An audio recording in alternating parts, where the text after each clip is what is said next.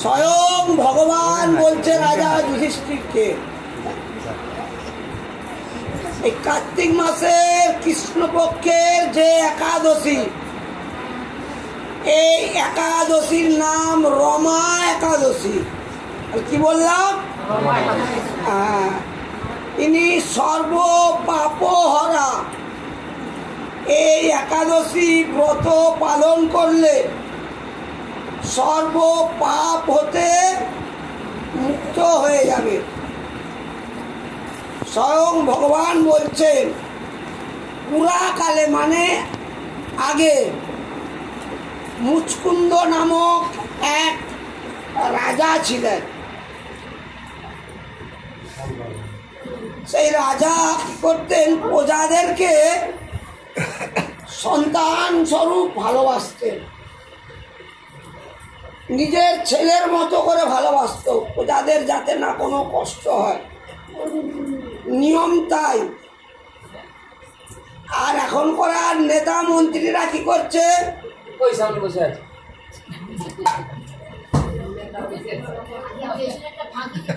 থাক বাবা, বাধা পড়েছে।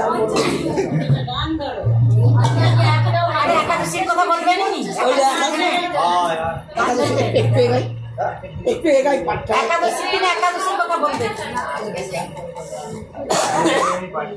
ওই মুচকুন্দ রাজা, ওনার একমাত্র কন্যা, এনার নাম হচ্ছে চন্দ্রভাগা। একটু দূরে বিবাহ দিলেন কার সঙ্গে? ছেলেটির নাম শোভন। খুব সুন্দর ছেলে, মেয়েও খুব দেখতে সুন্দর, বিবাহ দিয়েছে, চলে গেছে। আর ওই মুচকুন্দ রাজা কি করতেন? প্রত্যেক একাদশীর আগের দিন ঢাঁটা দিয়ে পুরো রাজ্য জানিয়ে দিতেন, দশমীর দিনে জানিয়ে দিতেন আজকে শাস্তিক আহার মানে নিরামিষ, আগামীকাল একাদশী ব্রত উপবাস, পরের দিন টাইমের মধ্যে একাদশী পালন করতে হবে। এখন ওই দশমীর দিন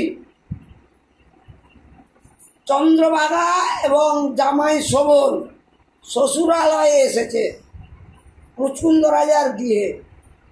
তেমন সময় ঢাঁড়া দিয়ে প্রচার হচ্ছে আজকে দশমী, সব নিরামিষ আহার করবে, আগামীকাল একাদশী তিথি, একাদশী ব্রত পালন করবে, পরের দিন টাইমের মধ্যে পালন করে একাদশী ব্রত সমাপ্ত করতে হয়।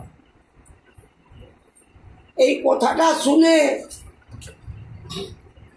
চন্দ্রভাগা মনে মনে ভাবছে যে শোভন তো খিদে সহ্য করতে পারে না, জামাই আর কি, যে আমার ছোটবেলা থেকে পিতার সঙ্গে থেকে একাদশী ব্রত করা আমার অভ্যেস আছে, নিয়ম অষ্টম বৎসর বয়স থেকে একাদশী ব্রত করতে হয়, আমার অভ্যেস আছে।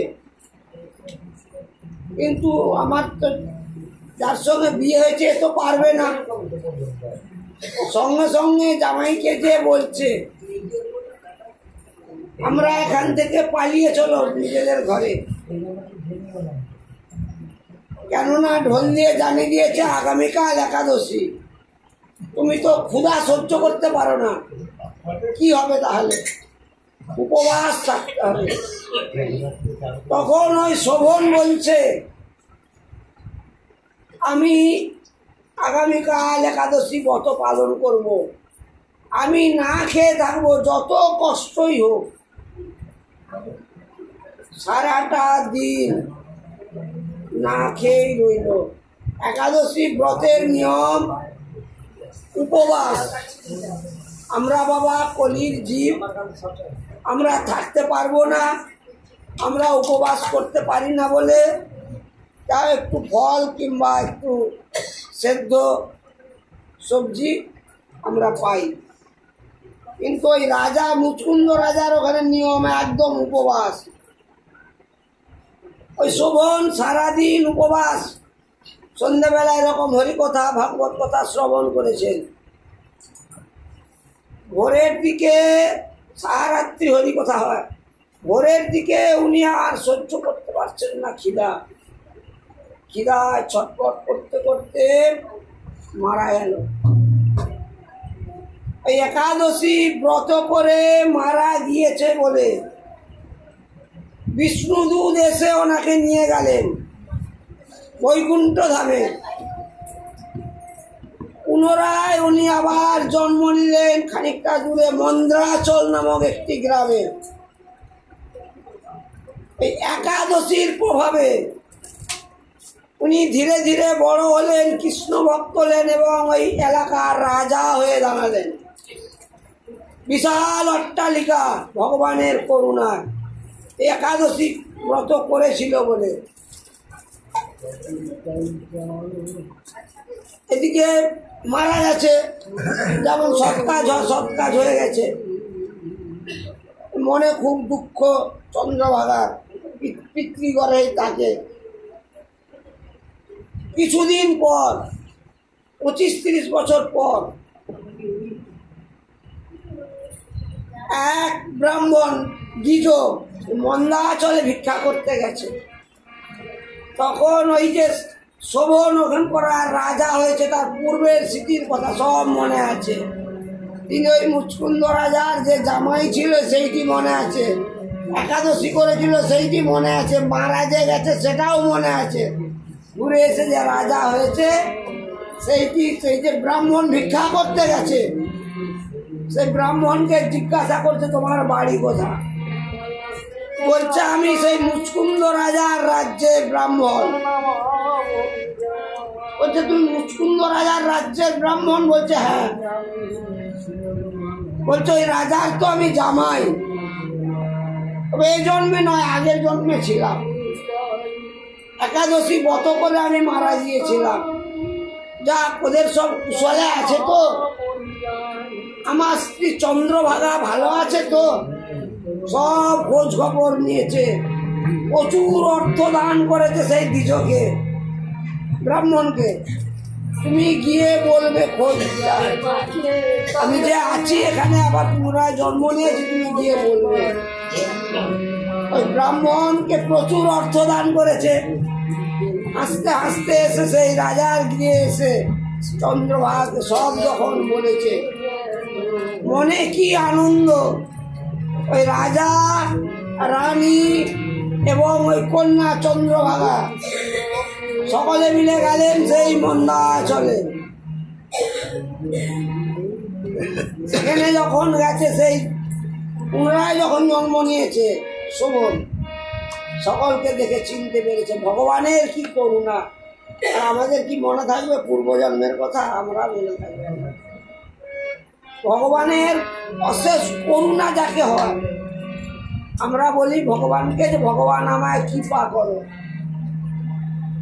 কৃপা কথার অর্থই আমরা জানলাম না। কৃপা করো বলে ফেললাম। কৃপা করো মানে কি? কৃপা মানে কি? করে পা। তাহলে আমাকে আগে ভগবানের জন্য কিছু করতে হবে। বলছি, বুঝতে পারছেন? ভগবান তবে তো কৃপা করবে। ভগবান কি বললেন? আমা হতে আমার ভক্ত বড়। ভক্তের যদি কেউ সেবা করে, এই যে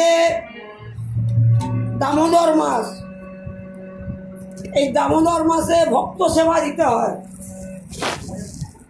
বৈষ্ণব সেবা দিতে হয়, ব্রাহ্মণ সেবা দিতে হয়। যতটুকু তুমি সেবা দিবে ভক্তদেরকে,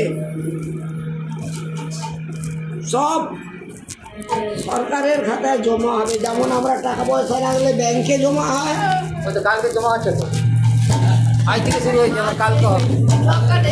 আমরা যতটুকু যাই করব সব ভগবানের কাছে জমা পাবো। আমরা যখন এখান থেকে চলে যাব, আগে বলেছিলাম আসার পালা যাওয়ার পালা, ভগবানকে ডেকেছিলাম, ভগবান কৃপা করেছেন বলে আমরা এসেছি। যাওয়ার পালায় যে কিভাবে যাব সেটা কিন্তু আমরা জানি না। আমরা যদি কর্ম ভালো করি, যদি হরিকথা বদনে বলতে বলতে মরতে পারি, যদি ভগবানের রূপ দর্শন করতে করতে মরতে পারি, যদি হরিকথা কর্ণে শ্রবণ করতে করতে মরতে পারি, আমাদেরকে কিন্তু জমপুরীতে যেতে হবে না। মৃত্যুকালে কোনো ব্যক্তি যদি ভগবানের নাম বলতে বলতে মৃত্যুবরণ করতে পারে, সঙ্গে সঙ্গে তিনি বৈকুণ্ঠকে ধাম প্রাপ্তি হয়ে যাবে, বিষ্ণু দূত এসে নিয়ে যাবে। একবার বজে বজে সারা